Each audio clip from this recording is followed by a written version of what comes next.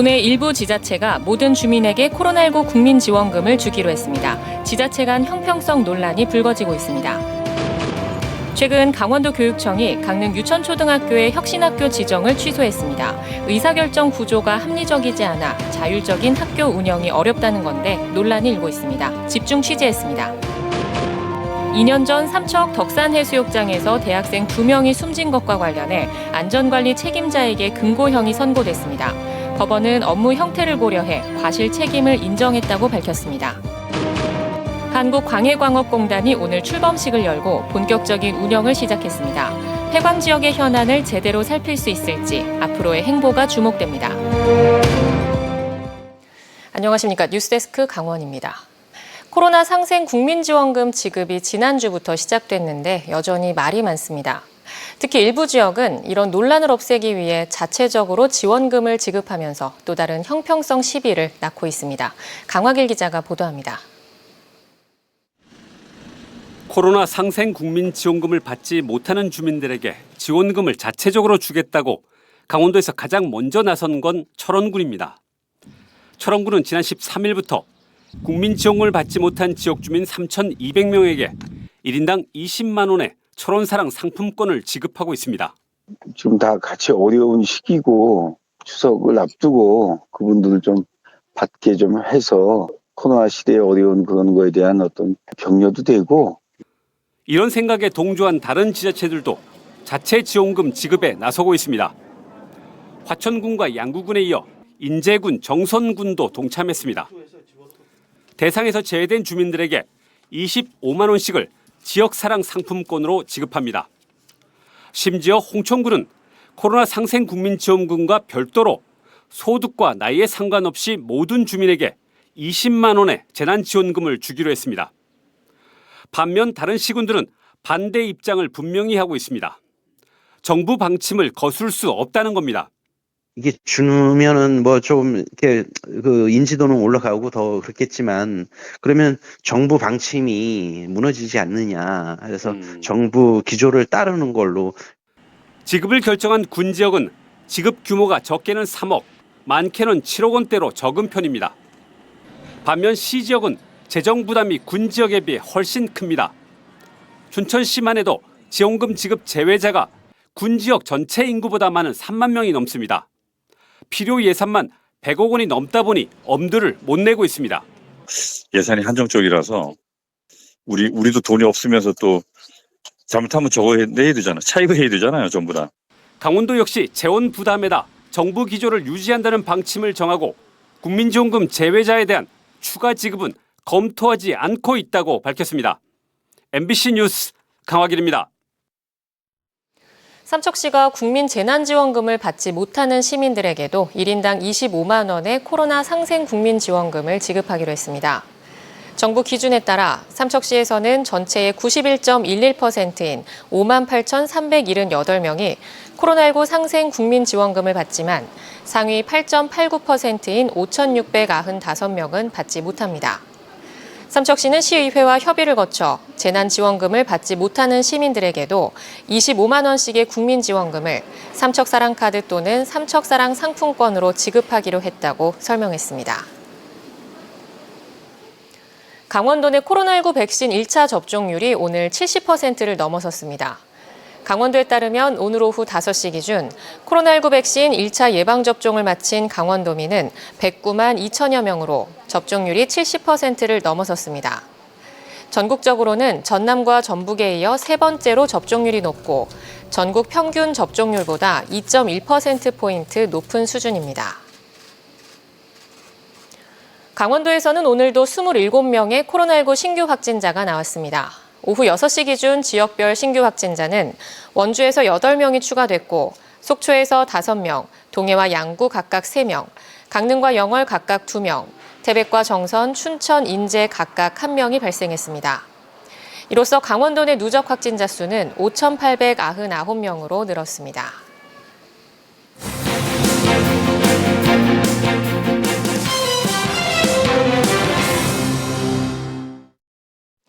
개교와 함께 강원도형 혁신학교로 지정 운영됐던 강릉 유천초등학교의 혁신학교 지정이 1년 반 만에 돌연 취소됐습니다. 강원도 교육청이 예전에 없던 규칙까지 급하게 만들며 개학 직전에 혁신학교 지정을 취소한 건데 제대로 된 의견 수렴 없이 이 같은 행정 절차가 진행되면서 학부모와 교사들의 반발을 사고 있습니다. 먼저 이용 기자입니다. 지난해 3월 개교와 동시에 강원도형 혁신학교인 행복 더하기 학교로 지정된 강릉 유천초등학교. 기존의 획일적인 교육 방식에서 벗어나 학생의 자율적이고 자기 주도적인 학습 능력을 기르기 위한 수업 방식을 추진해왔습니다. 하지만 개학을 불과 이틀 앞둔 지난달 30일 강원도 교육청으로부터 행복 더하기 학교 지정을 취소한다는 통보를 받았습니다. 공모제로 선발됐던 교장은 임기를 채우지 못한 채 물러났고 내년부터 행복 더하기 학교 예산은 지원이 끊기게 됐습니다.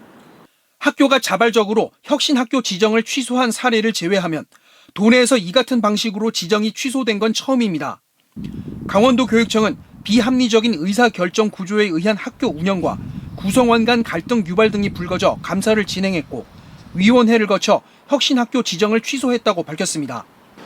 하지만 이 과정에서 학생과 학부모의 의견 수렴 없이 교육당국이 성급하게 일방적으로 지정 취소를 밀어붙였다는 비판이 일고 있습니다. 의견을 듣기 위한 자리는 전혀 마련되지 않은 채 행정 절차가 일사천리로 진행됐고 도교육청은 학부모들에게 구체적인 사유를 밝히지 않고 있어 불만의 목소리가 터져나오고 있습니다. 왜 의견 취합의 과정이 없었냐. 그리고 의견 취합의 과정이 없이 나왔다면 지정 취소 이후에라도 왜 지정 취소가 되었는지 어떤 자세하고 명확한 설명이 있어야 하지 않냐. 정확한 답변이 제대로 오지 않고 한 해살이 중간에 급하게 처리된 것을 일단 이해할 수 없고요. 학교 혁신의 모델 학교로서 옳은 방향으로 갈 수 있도록 도교육청의 지원이나 노력이 있었는가, 책임을 다하였는가 묻고 싶습니다. 강원도 교육청이 절차상 문제가 없다며 내세우고 있는 규칙의 제정 과정도 석연치 않습니다. 위원회 심의를 거쳐 자율학교 지정을 취소할 수 있다는 도교육청의 규칙은 유천초등학교의 혁신학교 지정을 취소하기 사흘 전인 지난달 27일에야 부랴부랴 만들어졌습니다. 혼란스러운 학교의 상황을 학생들에게 설명해야 할 교사들은 난감하기만 합니다. 왜 지정 취소가 되었는지 질문을 하고 있는데 학교에서도 정확하게 설명을 할 수가 없는 상황이고 학생들은 학생들 자치회에서 자발적으로 이 과정에 대해서 학생 의견을 받지 않은 부분. 일방적인 교육당국의 결정 방식을 놓고 논란이 커지는 가운데 학부모와 교사들은 도교육청의 혁신학교 지정 취소 철회를 촉구하는 한편 서명운동을 벌이는 등 대응에 나설 계획입니다. MBC 뉴스 이용입니다. 강원도 교육청은 강릉 유천초등학교의 행복더하기 학교 지정 취소 공식 사유를 두 가지로 명시했습니다. 학교 의사결정 구조가 비합리적이고 구성원 간 지속적인 갈등이 있어 소통을 우선한 자율학교 운영이 어렵다는 건데요. 자세한 설명은 감사 결과가 나오면 학교로 전달한다는 입장이어서 후폭풍이 예상됩니다. 이어서 박은지 기자입니다. 강릉 유천초등학교는 지난해 3월 개교와 동시에 행복 더하기 학교로 지정됐습니다. 강원도 교육규칙에 따르면 자율학교는 지정을 원하는 학교에서 운영 계획서 등을 내고 심의를 받아야 하지만 유천초등학교는 정책적으로 운영이 결정돼 교육청이 직접 운영 계획을 세웠고 지정 기간은 향후 5년으로 정했습니다. 야심찬 출발이었지만 갈등은 금방 터져나왔습니다. 학교는 교직원이 참여하는 이른바 기획회의를 통해 현안을 논의하고 결정했는데 교육활동 관련 학교 예산 수립과 집행을 놓고 교사와 행정 직원들 간 이견이 있었고 행정 업무 부담 등에 대한 갈등이 커지면서 행정실장 등 직원들이 연이어 학교를 떠난 겁니다. 공모로 선발된 교장 역시 남은 임기를 포기하고 지난달 인사해서 학교를 옮겼습니다. 강원도 교육청은 내부 갈등 해결을 위해 현장 컨설팅을 계속 지원하고 종합 감사까지 벌였지만 결국 소통의 해법을 찾을 수 없어 지정을 취소했다는 입장입니다.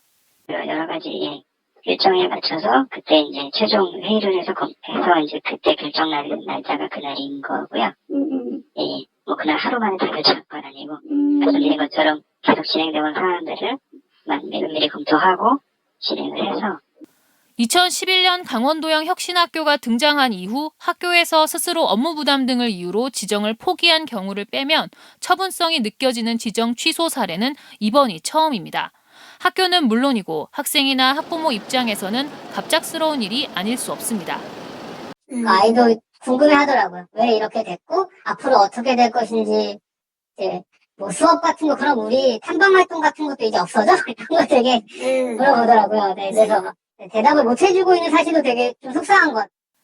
비합리적인 의사결정 구조에 의한 학교 운영과 구성원 간 지속적인 갈등 유발 등이 취소 사유로 지적됐는데 구체적인 내용은 2달가량 진행된 종합감사 최종 보고서가 나오면 학교로 전달될 것으로 보입니다.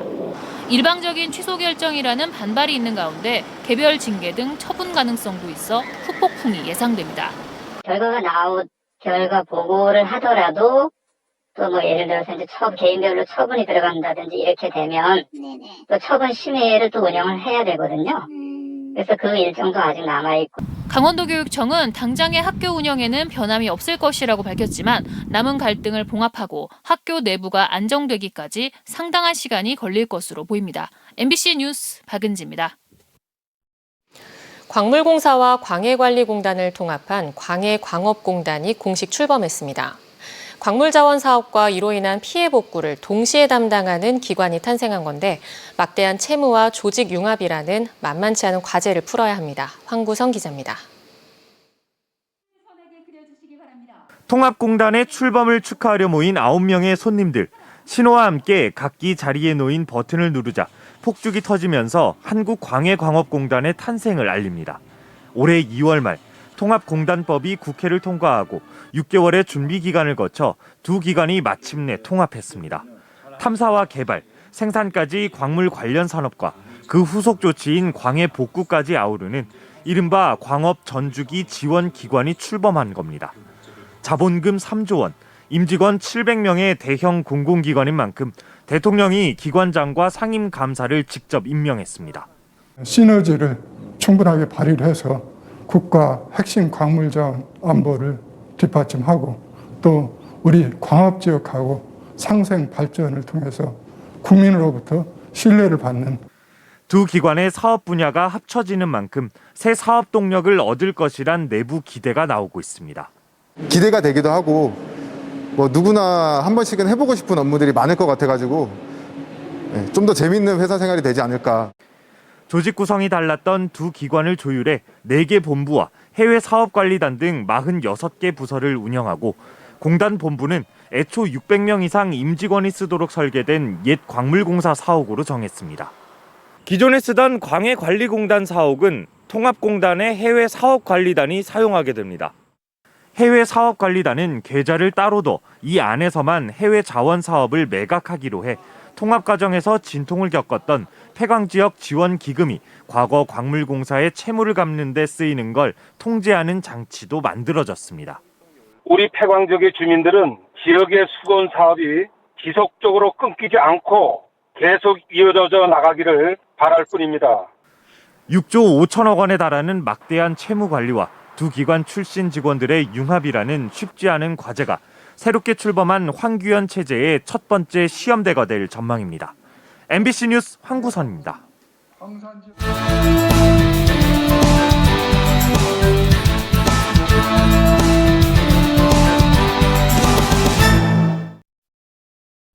(2년) 전 삼척 덕산해수욕장에서 대학생 2명이 숨진 것과 관련해 업무상 과실치사 혐의로 재판에 넘겨진 관리자들이 실형과 집행유예를 선고받았습니다.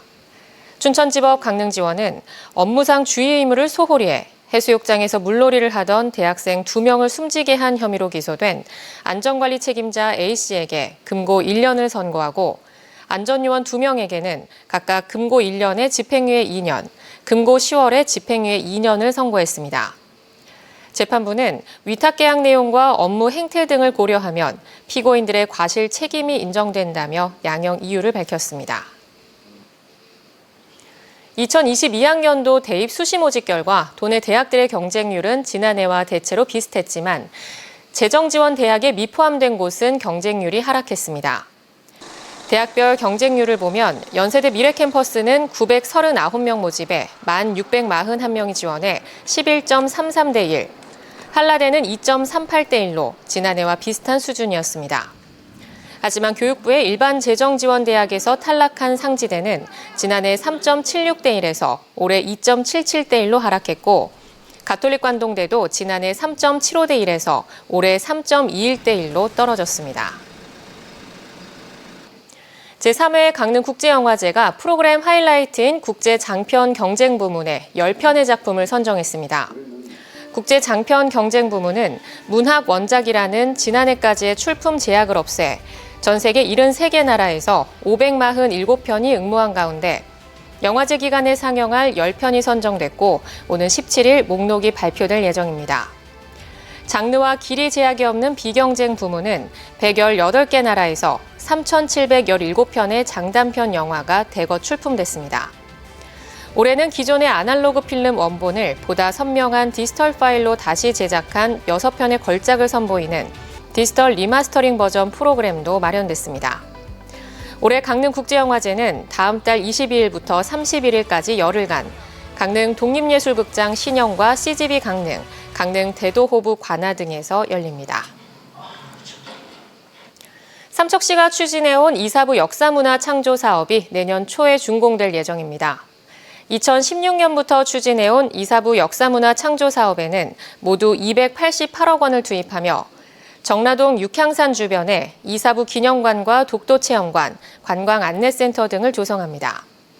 삼척시는 현재 62%의 공정률을 보이고 있으며 내년 3월까지 공사를 마치고 개장할 계획이라고 밝혔습니다.